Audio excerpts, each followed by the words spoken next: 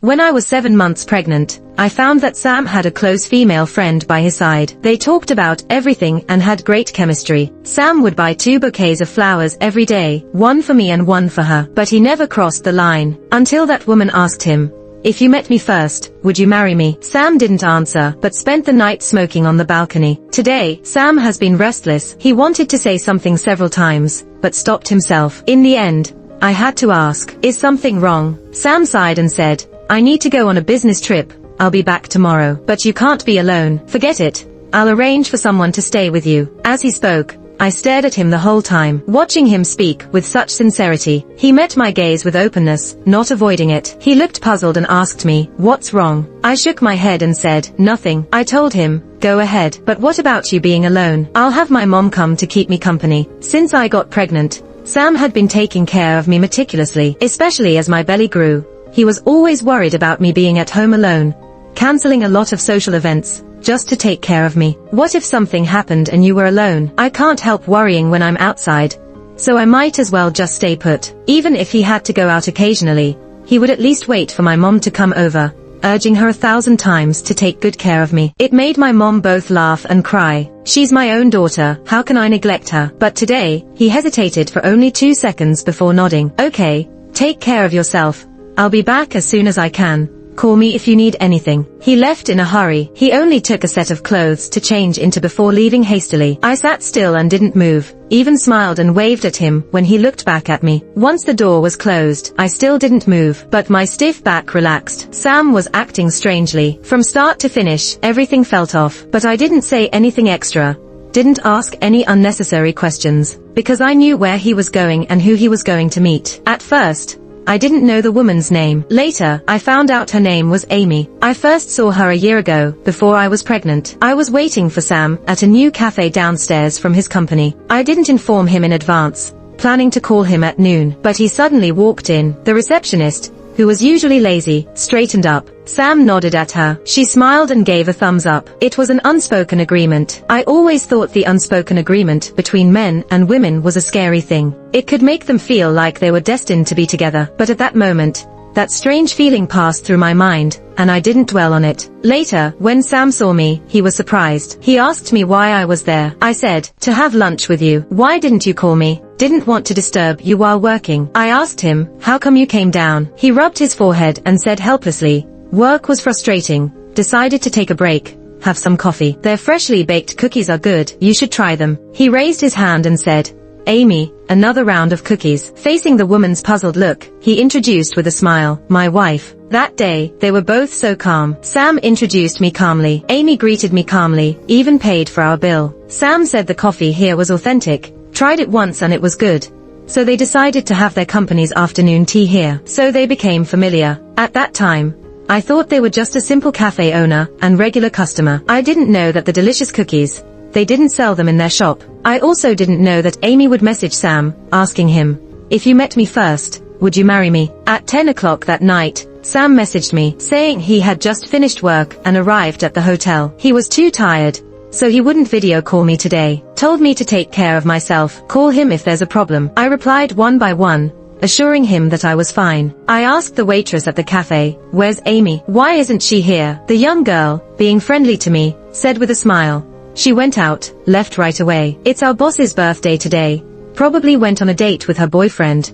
Got a big bouquet of roses. How romantic." I nodded, grabbed a coffee to go, and left. The city was big. Finding 2 people was hard, but Sam bought me a tracker watch. I slipped it into his computer bag before he left. It was a gift from him when I was 4 months pregnant. I was one of those who suffered severe morning sickness. Even until the 4th month of my pregnancy, my weight wasn't increasing, but decreasing. I didn't know I was already starting to be anemic. I also didn't know that I would faint in the mall due to poor circulation. Sam was terrified. His hands were shaking when I woke up. That watch was used to monitor my health and track my location in real time. It was expensive, so the tracking accuracy was high. Just like now, it had been on the 12th floor of this hotel for 3 hours. I didn't rush over that night. I was only 23 days away from my due date. I still had to take care of myself. I threw away the coffee, drank milk, lay on the soft bed, and listened to the soothing white noise. But even so, I couldn't sleep. It was like that night over a month ago. It was the first time I peeked at Sam's phone. Because he was too agitated, he accidentally cut his hand while peeling an apple for me. He accidentally smashed a cup while pouring water. He kicked the chair in front of him fiercely. I screamed in fright. He apologized,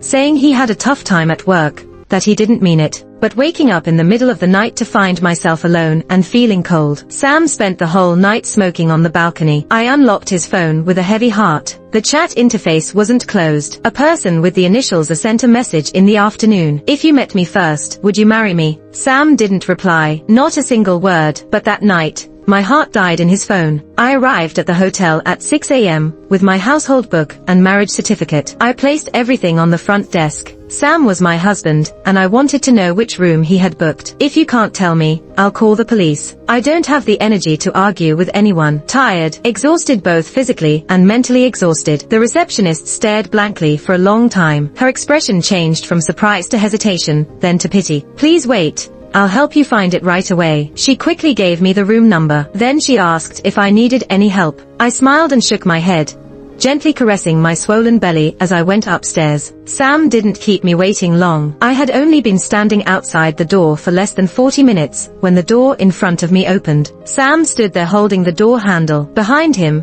a pair of slender arms wrapped around his waist. Sam, thank you for giving me this night. For the rest of my life. For the rest of your life what? Her words were left unfinished as Sam abruptly pushed her away. He caught sight of me and hurried towards me. I, however, looked past him. Amy fell to the ground, her fiery red halter dress no longer covering her fair legs. She stared blankly at Sam's back, a mixture of sadness and resentment in her eyes. Lucy. Sam called out my name, his voice trembling. I, too, was shaking. I thought I was prepared, that I could face it calmly, but in that moment, I found it difficult even to stand still. Where's the car? In the underground parking lot. Let's go. I leaned against the wall, turning to leave first. Sam tried to reach out to help me. I growled softly, don't touch me. His hand trembled for a moment before following me beside me. It was at that moment that Amy caught up. Lucy, you don't have to be like this. There's nothing dirty between me and Sam. Her tone was firm, her face filled with stubbornness. Almost as soon as she finished speaking, I slapped her. Amy exclaimed, how dare you hit me? She raised her hand, wanting to touch Sam's obviously reddened face. Sam dodged to the side. He looked at me with pleading eyes. Lucy, let's go home. Amy clenched her fists, glaring at me fiercely. Lucy, if you have any complaints, come at me. Why hit Sam? Stop it. Amy looked at Sam incredulously. I'm helping you. Shut up. Sam interrupted. He didn't even spare Amy a glance,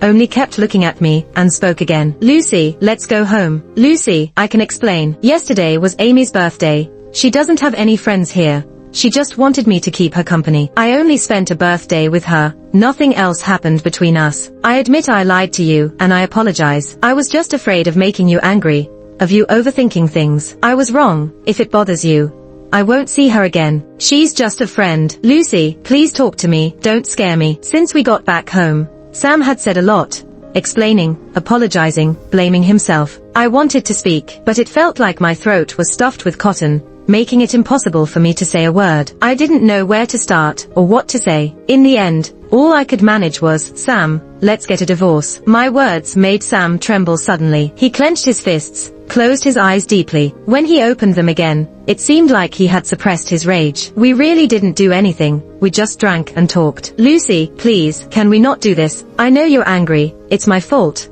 I was wrong, and I accept that. But you have to believe me. I didn't do anything to hurt you. What do you mean by hurt me? You two must have hugged, right? And probably even kissed. There's her perfume scent on you. Here, I pointed to his lips, bitten. Sam tensed, his lips pressed tightly. I looked at him hopelessly. What more do you want? Catch you two in the act. You guys spent a whole night together. How can I trust you? Sam, how can I trust you? Sam's head drooped in despair. He knelt in front of me, wanting to touch me but hesitating. Lucy, I was wrong. I lost my mind, but I swear, nothing more happened between us. Please, for the sake of our many years of relationship, for the sake of our soon-to-be-born child, give me another chance. He obviously knew about our many years together. He knew about our child on the way. Yet, he did what he did, but he still hoped that I could forgive him for all of that. Layer upon layer of emotions, memories that were crushing. I looked around in confusion, then my gaze fell back on my belly. Tears flowed uncontrollably. My sobbing sounded like a trapped animal. Sam nervously held me. Lucy, what's wrong? What are you looking for? Tell me, I'll help you find it. His voice was like a match that ignited me in an instant. I finally cried out in a loud voice. I want a divorce. I want to divorce you. This year marks the 4th year of marriage between Sam and me. We were both very happy when we found out about this child, but in reality, it hadn't been smooth from the start. The severe morning sickness.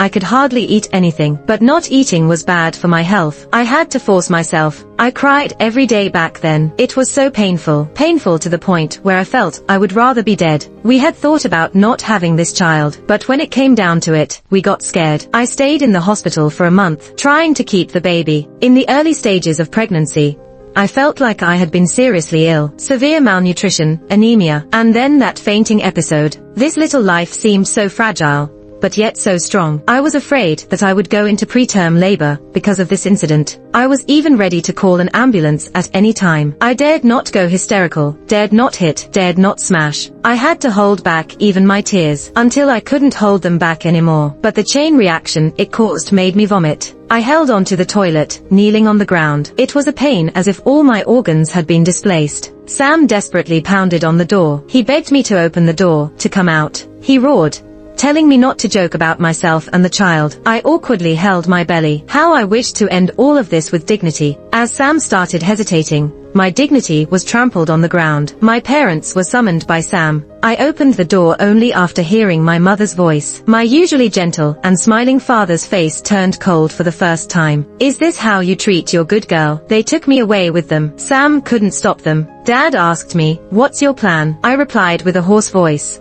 I want a divorce. Dad stayed silent for a long time and finally said, then let's get a divorce. That night, it was my mom who slept beside me. She held me, gently patting my back, without asking any unnecessary questions. The silent comfort from my parents helped me calm down. The next morning, Sam showed up at the door early. He brought breakfast, forced a smile to greet my parents. They nodded and left, leaving the space to us. Sam held the wonton, my favorite, looking at me pleasingly. Lucy, have some. I remained stoic. Sam, we need to talk. He held the breakfast box for a long time, then finally nodded. Okay, where do we start? I said to Sam, I've given you chances. I even tried to pretend like nothing happened. Sam looked puzzled for a moment. I sarcastically smiled at him. That day when Amy asked you if you would marry her first if you met her first, you became agitated, angry, and stayed awake all night. And while you were smoking on the balcony all night, I peeked at your phone. I always believed that checking your partner's phone is not a good behavior. Once you start doing that, the alienation is already there. If there is no trust between two people, then why stay together? But even with this mindset, I still ended up here. My words made Sam stiff. He leaned back slightly. It was a posture that showed he wanted to escape instinctively. He clenched his fists and took a deep breath, but I didn't respond to him. I wiped away the tears that unconsciously welled up in my eyes. Yes, you didn't respond, but your silence hurt me more. The suffocating silence lingered once again. Sam tried to speak several times. Finally, he said, if you've seen those things, you should understand that. I had never crossed the line with her before. I just saw her as a friend. That night, yes, we had a few drinks, got a little tipsy, but it stopped there. Nothing more happened. Lucy, I really didn't betray you. I didn't look at Sam. I just let out a long sigh. April 3rd, the day we had an appointment for the 4D ultrasound, where we would see what our baby might look like. I was looking forward to it, but you said you were busy with an important meeting. Yet, in reality, you had planned to go mountain climbing with Amy. Every day, you would order 2 bouquets downstairs. One you would take in the morning, for her. The other you would bring back in the evening, for me. Except on February 14th, the day you took roses, 19 roses. The elevator in your building needed an internal card. Amy complained about the long wait, so you gave her one. When you said your shoulder was hurting, she went to the hospital to get a plaster for you. During that time, you always smelled like medicine, and when I asked, you said you bought it yourself. On the day of your birthday, after I had fallen asleep, in the early hours, you went downstairs, and Amy gave you a cufflink. She asked if she was the first one to wish you a happy birthday, and you said yes. Your understanding was like this, She says go. You say go. She says a rooftop. You respond with a 1. She says she's sleepy. You say you're coming right away. The day you changed your car, it was her you took for a test drive. She mentioned that someone mistook you two for a couple, and you made an awkward expression. Every day on your way back from work, you would chat with her on the phone for 27 minutes. At a normal speaking pace, you could say 2 to 3,000 words. Except in the early exciting days of our relationship. When was the last time we spoke this much in a day? The Sam I heard chatting with Amy was a stranger to me. Or perhaps I should say, it wasn't a stranger. It was the same Sam from college. Cheerful, talkative, with a hint of immaturity. Only, the person across from him wasn't me. The uncomfortable feeling, as if ants were gnawing at my skin, almost swallowed me whole. Sam's head drooped lower and lower. He said weakly, I just saw her as a friend. Sometimes I was just too tired, and chatting with her helped. We were just talking. Lucy, what do you need me to do for you to believe me? The deep sense of powerlessness dragged me down. Sam, do you know how much I wished you had really cheated? Your closeness and understanding, like a guillotine hanging over my head. I didn't know when it would come down. I could only wait anxiously. I thought about pretending I hadn't seen anything. I hesitated whether to turn a blind eye. I truly hesitated. I was pregnant. Our child was about to be born. They didn't actually do anything. Should I face it clearly or just let it slide vaguely? But, the moment I turned off my phone and lay down pretending nothing had happened, it was clear where I stood. I thought I could do it, but ever since I found out about those things, I stopped trusting you. Every time you left my sight, I suspected you were with her. What were you talking about? What would you do? Those suspicions gnawed at me every minute. I was going crazy. Sam, you are driving me crazy. I cried out helplessly. Those were the most painful 1.5 months for me. I almost thought I was going mad. Until Sam agreed to spend the night with Amy. She said, maybe this way I can let go. Sam, have some compassion for me. Sam replied, okay. In that moment, the guillotine finally fell. I was born to die. Sam, let's get a divorce. Sam didn't agree. He said he could compromise on anything, except for a divorce. He started running to my parents' house every day. If he wasn't allowed in, he would sit in his car all day. He was tired, and I was tired. Only when I wanted a divorce did I realize how hard it was to actually get one. When one party disagrees, the only option is to file a lawsuit, which takes at least a month from filing to court session. If there's no major fault, the first trial won't grant a divorce. Then you have to wait another 6 months, and try again. Can we get the divorce after the second try? But now, I'm close to giving birth. I can't wait another month. I can only endure. It made me anxious, sleepless, loss of appetite, and I even started getting angry. When I threw out what Sam brought to my door in another fit of hysteria, the warm porridge spilled all over him. Sam was shaking with anger. What more do you want from me? I've apologized, admitted my mistake, and promised there wouldn't be a next time. Why can't you forgive me? After all these years of our relationship, can't you give me even one chance? Lucy, please, can we stop this fighting? My ears were buzzing. I was losing strength in my hand holding the door. It was slipping down. Sam,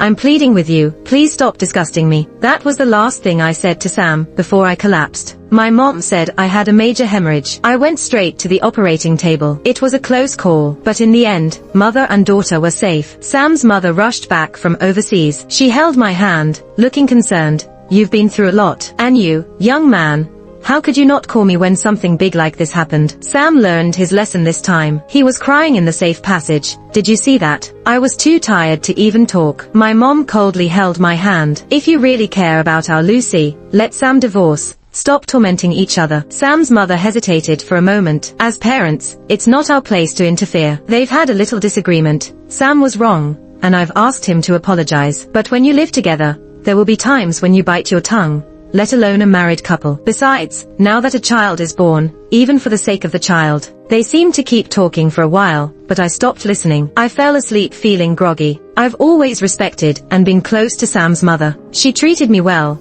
and I was willing to treat her well. But in times of trouble, you realize whose mother is on whose side. Or maybe, in Sam's or his mother's eyes, I was overreacting. I didn't want to see Sam. He was outside the hospital room every day. My dad didn't let him in. He didn't make a scene or force his way in. He just stood quietly there. Only occasionally he persuaded to let him see our daughter. My mom gave in a few times, taking the baby out while I was asleep. I knew it all. I just pretended not to. I couldn't cut off the child from his blood. Can I prevent them from ever meeting each other in a lifetime? Sam's persistence worked. At least my parents were wavering. When facing me and the child, they started to sigh. My mom even hesitated and said, maybe, just let it go. Feeling isolated and in pain. But how do I tell everyone that if it was someone else, it would be okay? But with Sam, it's different. I love him so much. I was eagerly awaiting the arrival of our child, but he stabbed me in the back at my most loving moment. The feeling of being betrayed by a loved one tortured me every moment. I hate him. I no longer trust him. How am I supposed to spend the rest of my life with him? Do we have to wait until the marriage is rotten to the core before we can part ways? I stayed in the hospital for 15 days. Amy came once. She brought a fruit basket, flowers,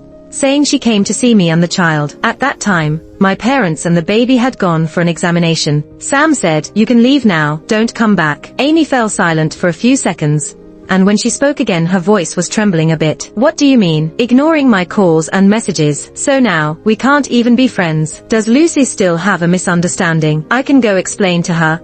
Amy, Sam interrupted her. Let's not contact each other anymore in the future. Amy left crying. She threw the fruit basket at Sam. She called Sam a bastard. Sam took it silently. Later he stood by my bed for a while before he was about to leave. As he was about to turn away, I stopped him. Sam, I just wanted to ask you, if Candy were in the same situation as me when she grows up, would you advise her not to care? Sam was silent. I continued, if my daughter can't, I can't either. I knew the conversation between him and Amy was deliberately for me to hear. He was telling me that he would cut off contact with Amy. But so what? Does cutting off now mean they never loved each other before? Does it mean they won't have any connections in the future? Sam, let's get a divorce. Otherwise, when I'm discharged, I'll file for divorce. My words seemed to ignite the emotions Sam had been suppressing. Why? He roared. I already apologized to you like this.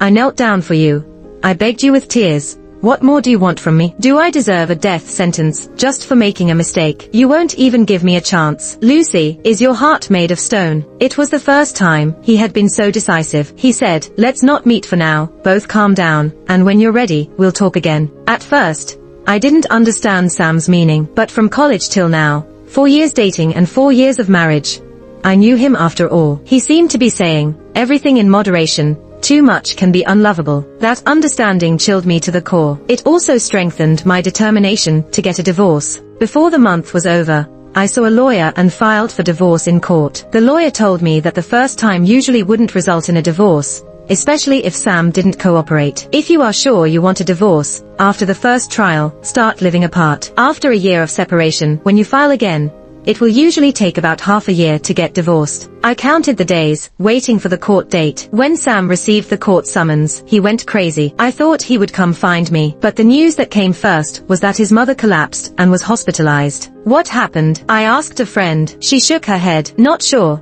It seems she had a fight with Sam's dad. No one knows the specific reason. How is she now? She woke up, but just kept crying. I sighed in relief. As long as she woke up, that's good. Mom said, aren't you going to see her? I was busy changing my daughter's diaper, not even bothering to lift my head. No, since we've decided to split, let's not do things that give each other false hopes. It's strange. It seems like people can grow up overnight. Before my daughter was born, I thought Sam's betrayal would make me suffer unbearably, to the point of death. But in the days of taking care of my daughter, the pain seemed to lessen. I began to face the fact that my marriage had failed. I didn't want to go see Sam's mother, but she called and said she wanted to meet me. She sounded sad and low. I hesitated for a long time before finally going. In just a few days, Sam's mother visibly aged. It's all about Sam. He looked so dejected, as if he had lost the whole world. He thanked me for coming to see his mom. Sam's father had an affair. More precisely, he found true love and wanted a divorce. His so-called true love is only 2 years younger than Sam. He said he had never clicked with anyone like this before. They eat together, fish together, travel together, and have endless conversations. He said he felt alive again. He sacrificed his whole life for this family.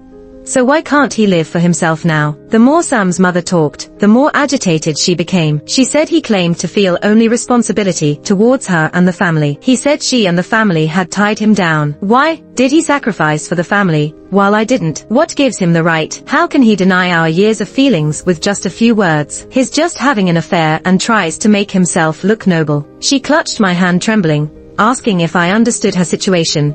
claiming that I was the only one who knew what she was going through. She felt like he was driving her to death. With every word she said, I finally understood why she wanted to see me and tell me all this. It's true that you don't know how it feels until the knife is not on your own body. She used to downplay Sam's mistakes, saying it's just like biting your tongue. But now, facing the situation herself, she felt like he was driving her to death. I neither comforted nor judged her. After she finished speaking, I gently pushed away her hand and said, "You should rest well. Candy is about to wake up, so I'll leave now." As I left the ward, Sam was standing outside. He looked at me earnestly and asked if we could talk. About what? I didn't even want to discuss the divorce, let alone anything else. "Sam, do you know I'm still in my postpartum recovery? I should be resting in bed, instead of standing here talking to you." My words made Sam pale. He timidly stepped forward, but seeing me step back, he dared not come closer. "I have 2 questions for you. First, if your dad hadn't mentioned divorce, but just had a close female friend,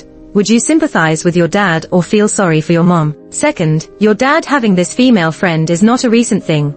So why does he choose to bring up divorce now?" With these questions, despite Sam's suppressed emotions, I turned and left. Sam's father was determined to leave, even if he had to leave with nothing. This shocked everyone. Sam was always labeled with a happy family and affluent background. He had never experienced the hardships of a broken home. His father was his idol, and his mother was forever gentle and kind. After he graduated, he used his family's funds and resources to start his own business, and now runs a successful company. So, he hadn't faced many challenges in life. The only upheaval was probably the impending divorce. I know Sam. He knows he was wrong, but doesn't think it was that wrong. He chose to admit his mistake, thinking that would be enough, but his father's actions seemed to have woken him up suddenly. He hasn't contacted me for days, but often appears outside our neighborhood, until one day he approached my father, saying he wanted to see me and talk. "It's okay if she doesn't want to come down. I'll wait a bit, then leave." After my father told me these, he sighed. I don't know what he has been through. He lost weight and smells strongly of smoke. After hesitating for a while, I decided to talk to him. We sat on a bench by the roadside. After a long silence, Sam started talking. He said,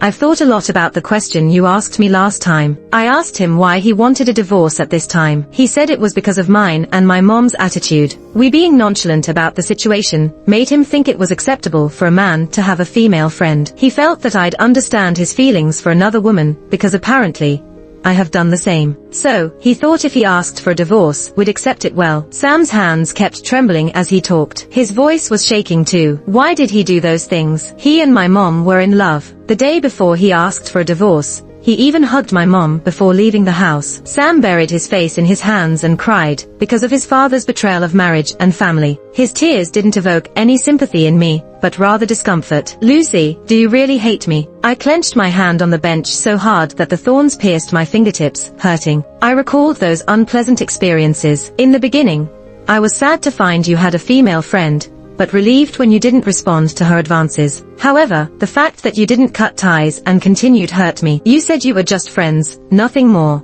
But couldn't married people have friends? If I questioned you, I would be seen as interfering. Until you promised to spend the night with her, I suddenly felt relieved. You didn't respond to her confession not because you didn't want to, but because you couldn't. So you were in pain, restless, and irritable. Even though you knew she had feelings for you, you didn't keep your distance, because you were reluctant. When you agreed to accompany her for the night, did you have other intentions? What was holding you back? Probably your last sense of responsibility and moral bottom line. Sam, when I realized too late that you liked her, I really hated you. Sam looked at me with a pained expression, but I felt a bit of relief in my heart. But all of that is in the past now. Hatred is too intense of an emotion, hurting both others and oneself unnecessary. Sam, if you truly feel sorry for me, then just go ahead and get a divorce. Let's at least save some dignity for each other. At the end of our conversation, Sam agreed to the divorce. This made the tension that had been gripping me finally relax. Perhaps the smile on my face stung him. He left in a hurry, as if fleeing in panic. Sam and I got divorced on a sunny morning. He left with only the clothes on his back,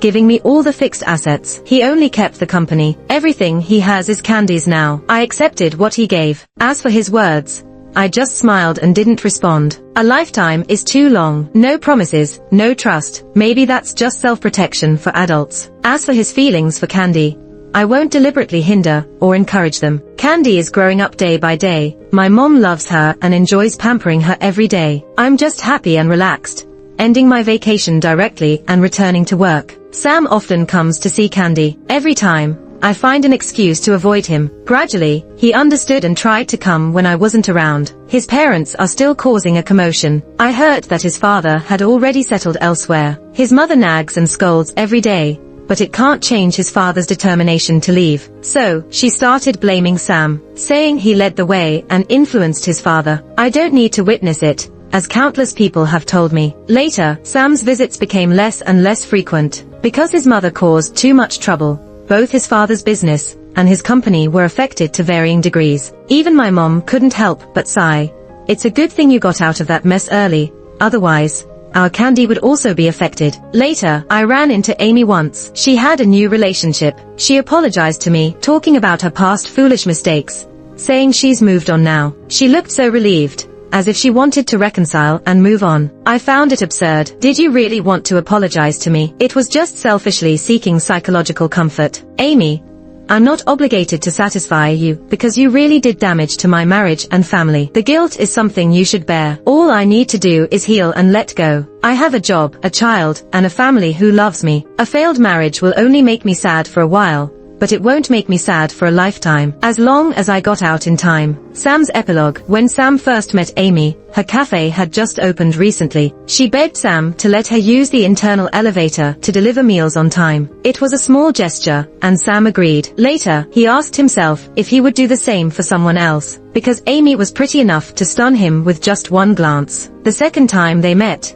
Amy thanked him by offering him a cup of coffee. So Sam let her use the elevator again, and she gave him a freshly baked cookie. That's how Sam and Amy got acquainted. He gave Amy the afternoon tea orders for his company. They exchanged contact information. He coincidentally met Amy while hiking. Turns out she liked it too. She even shared her desserts and coffee with him. Sam felt a long-lost sense of comfort. Amy said, "We should do this together in the future." Sam smiled but didn't commit. He felt it might not be right, but in the end, he agreed, because they met at the same concert once again. Lucy was supposed to accompany him to that concert, but she declined due to work commitments. Sam didn't say it out loud, but he was disappointed. Amy's appearance made up for his disappointment. They surprisingly shared many similar interests. This kind of connection fascinated Sam. During a chat, he mentioned how he used to give Lucy flowers every day. Amy was envious. She said no one had ever given her flowers. Sam felt a bit soft, so he said, "Shall I give you some?" "Really?" Of course. Sam thought it was harmless, just ordering an extra bouquet. So later,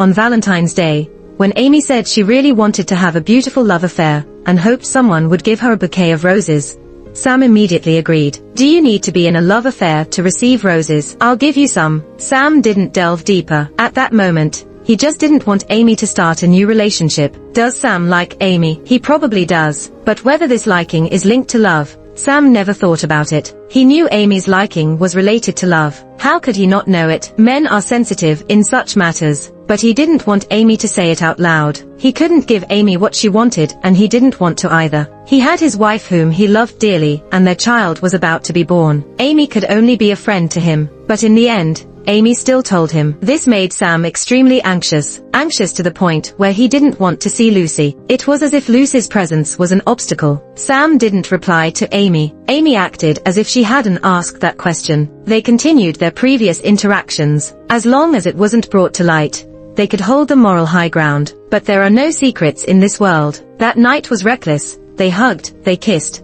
but didn't go all the way. When Sam opened the door and saw Lucy, his heart sank to the bottom of the valley. At first, Sam didn't think things were that serious. Or maybe, he was deliberately fooling himself. He had just made a friend he clicked with. He hadn't cheated, hadn't done anything to betray Lucy. Lucy could get angry, upset. He would apologize, but that would be it. Divorce. Since Lucy found out, Sam had been on edge emotionally, jumping back and forth between guilt and restlessness. When Lucy was sad, he felt guilty. But when Lucy kept mentioning divorce, he would get especially restless. He had only made one mistake. A mistake that wasn't so grave as to be unforgivable. Why couldn't he be forgiven just this once? Sam didn't understand, until his dad brought up divorce. During that time, Sam was in a really bad mood. His mom would also join in complaining that Lucy was immature, too dramatic. It was no big deal. but she made it seem like the end of the world. Not to mention, having a confidant. When is there a man who is completely clean by the side? Sometimes you have to turn a blind eye to live your life well. This was said at the dinner table. His dad pondered. So you don't think this is a big deal? His mom, unsurprisingly, said, of course not. Why would it be? This is how things are nowadays. This is how things are nowadays. So his dad said, I've fallen for someone else, let's divorce, and I'll leave with nothing. His dad had been with that girl for 2 years already. You could only call her a girl. After all, she was 2 years younger than Sam. His dad said he had never felt this way about anyone before. I've spent half of my life sacrificing for the family and career. Can't I live for myself in the end? As Sam listened to his dad talk about his time with that girl, he felt like he had been slapped. His dad and that girl, just like him and Amy, how similar. He felt like he was stripped naked in broad daylight, embarrassed, ashamed, and scalp tingling. But he couldn't just run away, because his mom fainted. First, if your dad didn't mention divorce, but just had a confidant, would you empathize with your dad or feel sorry for your mom? Second, your dad having this confidant wasn't a recent development. Why did he have to bring up divorce now? Lucy's 2 questions hit Sam like a ton of bricks. Sam finally understood one thing. The knife only hurts when it's stuck in your own body. What really made him decide to divorce was his mom's hysterical outburst, saying to Sam, you're just like your dad, exactly the same. Even the excuses for finding women are the same. Disgusting. Lucy said, could you stop disgusting me? Can you? She said, your dad at least had the courage to admit that he fell for someone else. You don't even dare to admit it. Sam, you're worse than your dad. Sam felt like he was sitting on pins and needles, trembling. No, that's not true. But did he not hate his dad? He did. He didn't understand. He didn't even want to say another word to his dad. If he replaced his dad with himself, and Candy, his newborn daughter, would she hate him just as much? Sam was scared. From that moment on, he finally began to regret